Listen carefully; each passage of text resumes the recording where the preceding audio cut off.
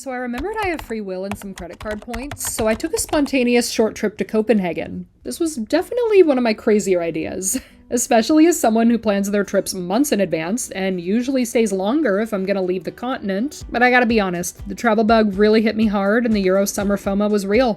And this was the best I could do, and it just seemed better than not going at all. See, I've had this fascination with Copenhagen for years now. I've been trying to go for such a long time, but it's just never worked out, so it was time to just finally pack it up and see for myself what Copenhagen is like. Did it live up to my fascination, and was it worth taking the trip? Well, let's find out. I cannot believe that I'm in Copenhagen. Jet-lagged and hungry, I had one mission. I've set a mission for myself to go to as many bakeries as I possibly can. We're getting our start at Heart Bakery. I've heard from some people that it's their favorite. I've heard from other people that they're overrated. I will be the judge of that. As someone who loves baking as a hobby, I had heard such good things about Copenhagen's pastries, so I was set on trying as many as I can. I think my meals consisted of just pastries most days, which not something I do every day, but when in Copenhagen. It's like soft but not too gooey, and it has a nice little crunch but like not too much. It's very nice. I wasn't full yet, so I decided to take a stroll to grab one more pastry.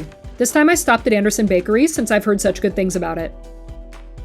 Okay, actually I got two things, the pan Swiss and the almond croissant. The pan Swiss was fine, I ended up taking a couple bites and saving it for later, but the almond croissant was absolutely mind-blowing. The almond filling is the best that I've ever tried out of any almond croissant. And I have had some good almond croissants, but this is better than anything I've had in France. 12 out of 10, perfection. But I did get full, so I decided to just save the rest and go explore Copenhagen.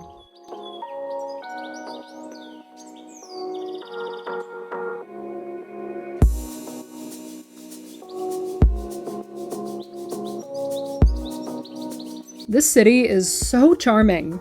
I actually didn't set any navigation, I just explored, and I kinda accidentally found a popular area. It's really relaxed. I felt so at peace and so safe while exploring. After some more walking, I ended up in the meatpacking district, and I decided to take a coffee break.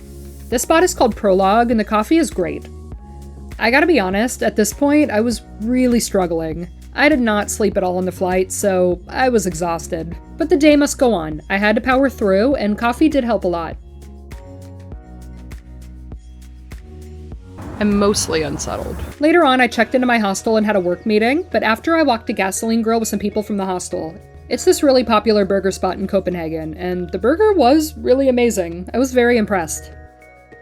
After that, I was ready to call it a night since I had been up for well over 24 hours, and I just wanted to have a good day too. Before we get into day 2 of Copenhagen, I need to talk about an absolute travel necessity. This gives me so much peace of mind anytime I'm traveling solo, and that is having travel insurance. I always hope that I won't need it, but if I do need it, I'll be happy I have it, and so will you. Now, when you're looking for travel insurance, I know it can be really overwhelming because there's a lot to choose from, but I have a very strong recommendation, and that is SafetyWing, who is very kindly partnering with me on today's video. Now, let me first explain why travel insurance is so important. So when you're booking a trip, you hope that everything is gonna go smoothly. And most likely it will. Most likely you're gonna have an incredible time and everything's gonna go as planned. But life does still happen even when you're traveling. You could get sick, you could get in an accident, you could get stuck somewhere and you have to book a hotel last minute. Just life happens, and in the event that life happens, you'll be very grateful that you have travel insurance. I've actually been using SafetyWing for over 2 years now, like long before I ever started making travel content. And what really drew me to SafetyWing is that it just seems like after a lot of research, they seem to have some of the more reasonable rates for long-term travel especially. Like their Nomad insurance starts at just $56 a month for basic coverage, and really you can get a lot out of basic coverage. And now just because when you go on SafetyWing's website, they show the rates as monthly, that doesn't mean that it only works for long-term travel. You can actually use SafetyWing for a shorter trip as well. Again, travel insurance is an absolute necessity. It should never be considered as an option, and SafetyWing will have you covered. To enroll in SafetyWing's coverage or to learn more about them, click the link in my bio to get started. And again, thank you so much to SafetyWing for partnering with me. Now let's see what I got into on my second day in Copenhagen.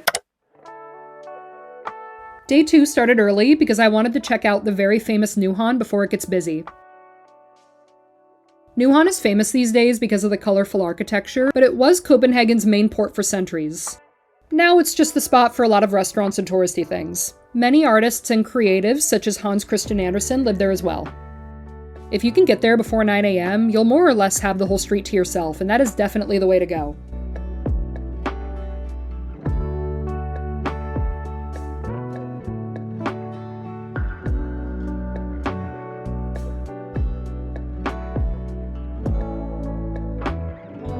Afterwards, I was hungry, so it was time to check out the most popular bakery in all of Copenhagen, and that is Juno Bakery. I've seen so many reviews, and they all say that the long line is worth it, so I took their word for it.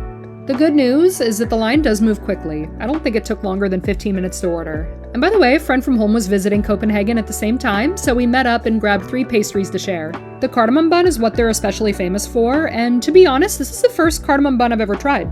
And wow, it's, spicy?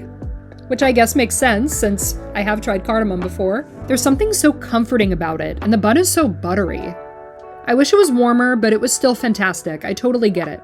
The almond croissant was... yeah, cross between the Mona Lisa and the Taj Mahal. Right here. That's my official rating. Yeah, this is legit. This might be one of the best things that's ever happened to me, just in general. This is the best pastry I've ever had. You know, it's interesting because obviously, like, the cardamom nut's really good, and that's what they're known for, but, like, not enough people are talking about this. Definitely. While I am somebody who often exaggerates and can be a little dramatic, neither was the case here. I meant everything I said. It was absolute perfection. I guess you can conclude that I enjoyed Juno Bakery very much. The raspberry bun was okay. After, we decided to shop a little, so we went to this shopping street, and my Danish is horrible, so I won't even try.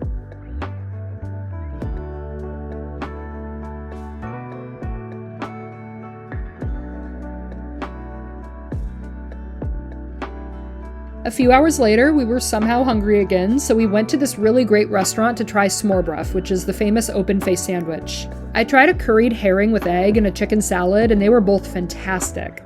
I love how you really don't need a large portion to feel satisfied. After, we kept exploring the shopping street. Fun fact, Legos are from Denmark, so of course we had to check out the Lego store.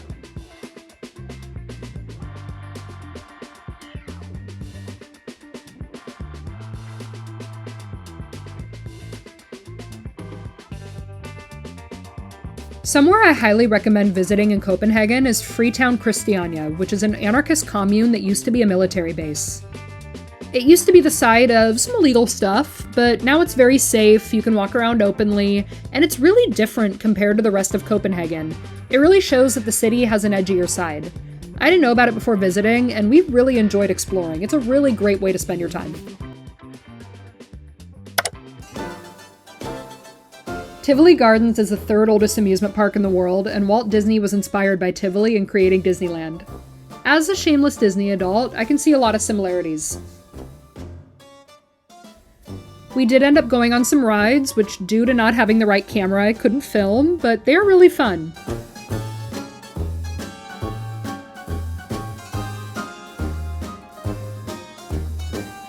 Even if you don't like rides, it's worth just walking around. It's so cool that Tivoli is right in the middle of the city, so when you're on a roller coaster, you get a good view of Copenhagen.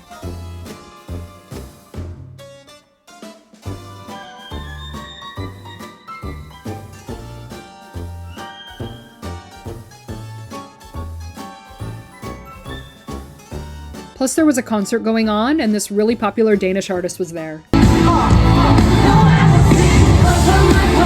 The energy was unbelievable. It was so cool seeing how excited the locals were. It was a very solid way to end day 2. Another morning means another bakery, and this morning we went to St. Peter's Bakery, which is actually the oldest in Copenhagen. I grabbed a cinnamon scroll to go because we had to be on time for our reservation with friendships. I don't know if you know this, but you can rent a boat in Copenhagen without a license.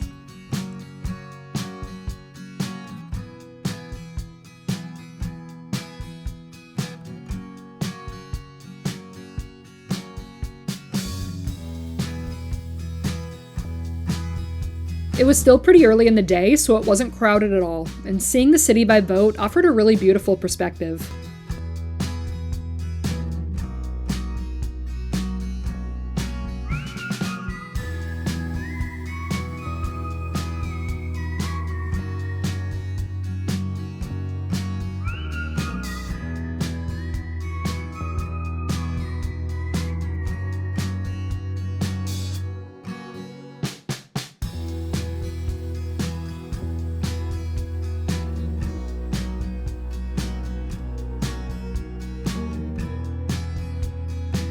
This was a really big highlight of the trip. Once our 2 hours were done, we did more exploring, and we ended up stumbling upon this market, which was actually perfect since I had heard that there was this stall with amazing smørbrød. After yesterday, I was craving more of it. It was hard to choose, but I settled on the egg and shrimp and the chicken salad. Both were amazing, but the chicken salad really blew me away.